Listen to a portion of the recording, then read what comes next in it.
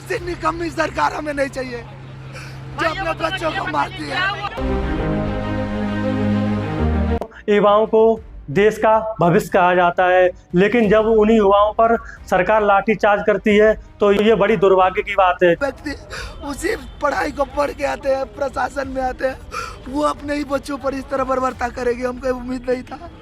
जी हाँ, हम बात कर रहे हैं पटना की, जहाँ पर आंदोलन कर रहे छात्रों पर पुलिस ने लाठीचार्ज की। दोस्तों, युवाओं को देश का भविष्य कहा जाता है, लेकिन जब उन्हीं युवाओं पर लाठीचार्ज होती है और देश की सरकार उन्हें अलग नज़रिए से देखती है तो ये देश का बहुत बड़ा दुर्भाग्य है। जी हाँ, हम बात कर रहे हैं बिहार की बीपीएससी परीक्षा को लेकर, जिसमें छात्र छात्राओं ने आरोप लगाया है कि एग्जाम में नकल और धांधली हुई है। उसी छात्र छात्राएं यही चाह रहे थे कि री एग्जाम हो, उसी को लेकर छात्र छात्राएं आंदोलन कर रहे थे, लेकिन तभी बिहार सरकार ने और बिहार पुलिस ने छात्र छात्राओं पर लाठीचार्ज कर दी। इसी लाठीचार्ज करने में कई छात्र घायल भी हुए हैं। ये सरकारें और ये नेताएं छात्र छात्राओं के भविष्य के साथ क्यों खिलवाड़ करती हैं? पेपर में नकल होती है और वो छात्र चयनित हो जाते हैं जो रुपए या धांधली से लगे हुए होते हैं, और जो छात्र मेहनत करता है वो सड़कों पर ऐसे डंडे खाता है। जी हाँ, बात कर रहे हैं बिहार की। बड़ा ही शर्मनाक घटना है। नीतीश कुमार कभी अपने आप को छात्र नेता कहते थे,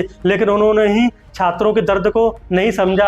अगर पेपर लीक हुआ था तो सरकार को उन बच्चों को आश्वासन देकर जांच करानी चाहिए थी, जिससे कि उन छात्र छात्राओं को भरोसा हो सके कि हाँ, सरकार फेयर भर्ती कराएगी, लेकिन ऐसा कुछ नज़र नहीं आया। जब बच्चों की बात कहीं नहीं सुनी गई, बच्चों ने अपना आखिरी रास्ता अपनाया कि वो शांतिपूर्वक आंदोलन करेंगे, लेकिन जैसे ही वो आंदोलन करने के लिए रोड पर जाते हैं, वैसे ही पुलिस ने उन पर लाठीचार्ज कर दी।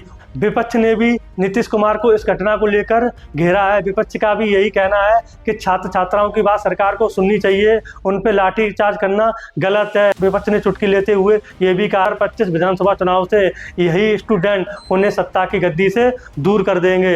विपक्ष भी अपना नाटक कर रहा है, सरकार भी अपना नाटक कर रही है, लेकिन बच्चों के भविष्य के साथ खिलवाड़ सभी लोग कर रहे हैं। किसी ने भी अभी तक, किसी नेता या विपक्ष के नेता ने ये भी नहीं कहा है कि हम छात्रों के साथ आंदोलन करेंगे या उनकी बात को आगे रखेंगे। किसी नेता से मतलब नहीं, हम अपने अधिकार के लिए थे, हम अपने अधिकार की मांग कर रहे थे। जो नेता लोग कह रहे थे कि अगर लाठी चलेगा तो हम किसी छात्रों के साथ सिर्फ राजनीति हुई है, कोई नेता खड़े नहीं होते, साहब किसी का नाम मत लीजिए। एक छात्र जो कई सालों से मेहनत करता है, लेकिन नौकरी कौन ले जाता है? जो धांधली करता है। तो क्या छात्र छात्राओं को आंदोलन करने का भी अधिकार नहीं है? छात्रों का ये भी कहना है कि हम शांतिपूर्वक आंदोलन कर रहे थे, लेकिन सरकार उनकी बातों को दबा रही है। मेरा नीतीश कुमार सरकार से यही कहना है कि बच्चों के पास जाएं और उनकी सुने कि वो क्या कहना चाह रहे हैं। नीतीश कुमार 2 दशक से ज़्यादा बिहार के सीएम रह चुके हैं, लेकिन वहाँ की स्थिति अभी भी कोई खास अच्छी नहीं है। बेरोजगारी भी लगातार बिहार की बढ़ रही है, और कहीं जब थोड़ी बहुत नौकरी आती है